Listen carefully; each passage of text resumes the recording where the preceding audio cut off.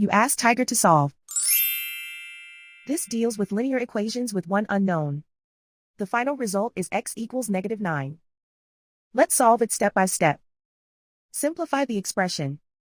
Expand the parentheses. Simplify the arithmetic. Group all constants on the right side of the equation.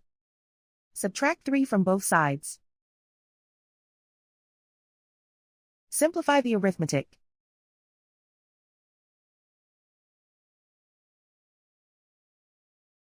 Isolate the x.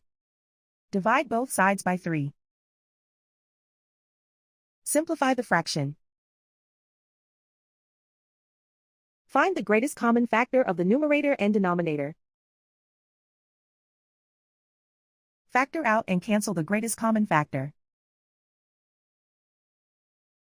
And so the final result is x equals -9.